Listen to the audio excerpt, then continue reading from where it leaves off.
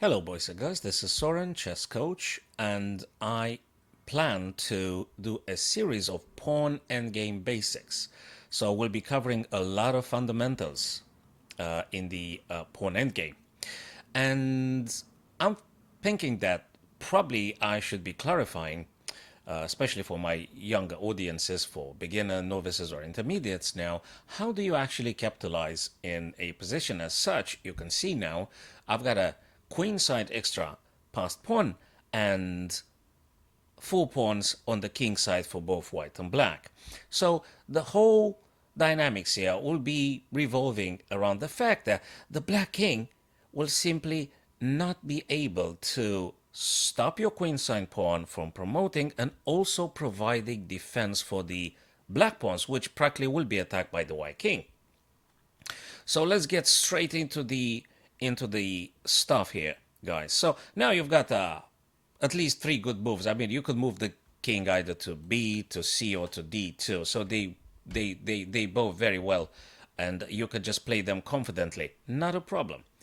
Now, assuming the black king now will try to blockade your king and to stop any incursion, but really that will be to no avail because you advance and you may just very well be pushing the white king forwards.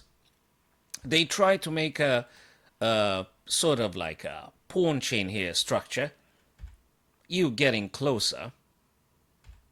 And now black king desperately tries to stop you from, having access to their pawns. But now the problem for your opponent is this white pawn on a2, which will move forward and simply there are two major problems now. The black king tries to stop the white king from moving and attacking g7, the base of the chain. And at the same time, there is this guy here on a4 that moves up the board and wants to promote on a8. So really, this is not being solved by your opponent. So they will be losing. After a move like h5, really, I mean, if you want to just be, stopping that pawn with the h4, so that's very painful. You could have just simply advanced the pawn. That would have won the game as well. The black king tries desperately to move over to the king side, to the queen side. You pushing your pawn, no fear, no problem. And now that's incredibly critical for them because once the black king moves over to stop the white pawn from advancing, now you do play your king closer to the g7 or f6. So it's just simply nothing they could probably there's just nothing. There's no good move. So just want to tell you guys how exactly you're capitalizing in this kind of situations. Now the white king attacks the g7 and there is absolutely nothing for your opponent to play here. You're just going to be collecting the pawns.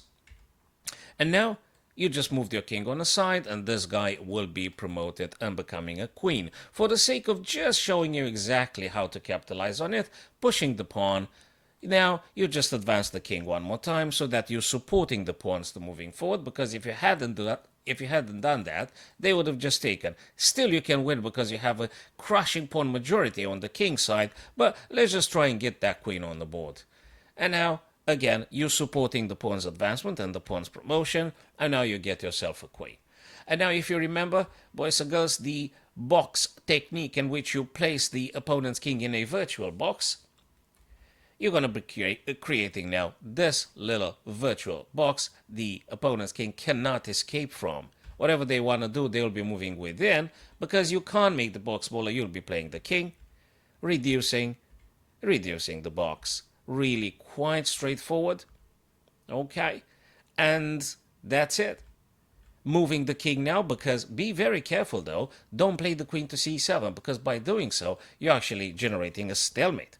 And if you haven't forgotten, there'll be a draw. And that's really a shame for the stronger part, because you're just supposed to win here. So you don't want to make the stalemate. Remember, just moving the king. And now you're in a perfect position, guys, to deliver checkmate. Okay? And now checkmate coming on b7. So that's the first lesson in our basics, pawn endgame fundamentals basics, guys. So now we had the extra pawn on the queen side, which will be moving forwards, and the black king unfortunately can't stop the pawn and look after its own pawns on the king side. So that's the whole secret. I hope that's clear, guys. Keep practicing this until you feel confident enough to just simply capitalize if the situation arises on your boards. Thanks very much for watching, boys and girls. I'll see you very soon with another basic pawn endgame. So we'll be discussing together. Thank you.